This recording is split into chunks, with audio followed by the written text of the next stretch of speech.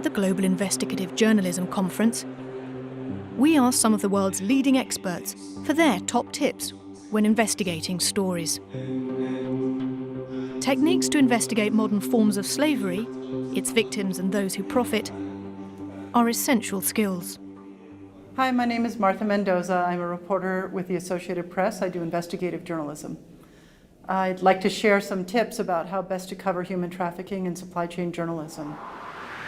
My first tip, and the most important thing I want anyone to know who's covering human trafficking, is that the victims of human trafficking have been greatly traumatized, and you have to be very sensitive in how you interview them and how you portray them in your reporting. These are people who have been exploited, and if you think about it, a journalist who wants to make a racy story might just be re-exploiting somebody, and it's never going to be okay.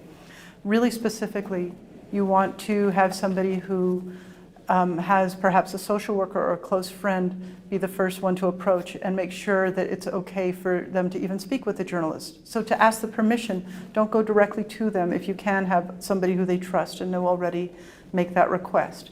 When you interview them, let them take the lead on answering the questions. They may seem forgetful.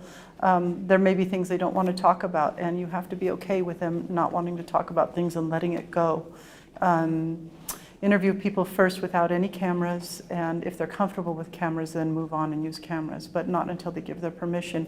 And at each step of the interview, make it their control. Is it okay? Would you be willing to answer this question? Are you comfortable talking about? So lead it in a way where they can back out easily.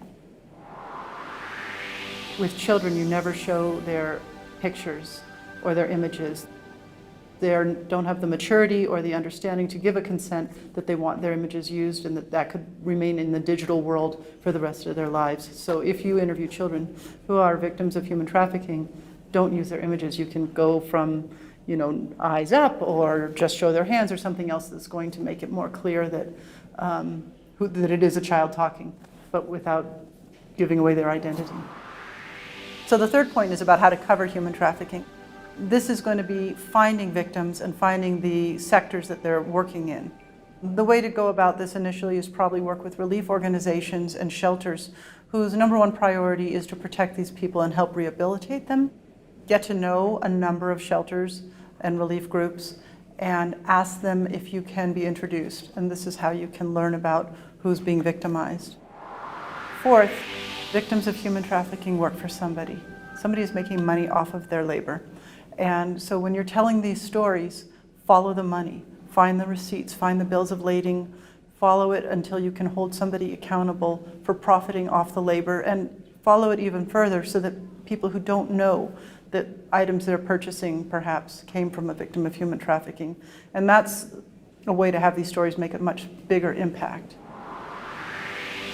Fifth, I don't ever want someone to be surprised by something they read in a paper or see on television that I've reported about themselves. So give the people who are engaged at any level of this, including the people who perhaps are what we would call slavers, give them every opportunity to make an engaged and informed response to your reporting. Give them enough time and approach them in a way that they understand what it is that's going to be published, so that you can be truly fair in your journalism. My single most important tip for how to get into covering human trafficking is to work with and get to know relief organizations and shelters for victims of human trafficking. That's where you're going to find people who have been through this harrowing ordeal and can describe it for you, and also how you can learn about what sectors and what areas this is happening in, often being pointed directly to companies or manufacturers or other people who would be exploiting people in this way. I have learned a lot about how to cover human trafficking, and these 5 tips that I've come up with come from a particular project that it took more than a year to work on. For about 18 months working with colleagues, we covered a story that began with men who were enslaved on an island in Indonesia. They were literally being held in cages. These were fishermen who had been forced to live on boats at sea for between 1 to 22 years. Not being paid, not seeing their families, in many cases being beaten. And what we did was we identified them, we interviewed them on this island, and then we followed their fish into port and through the supply chains all the way back to American restaurants and dining tables. The story took a very long time and a lot of effort to report, but in the end, 2,000 men are freed because of the work.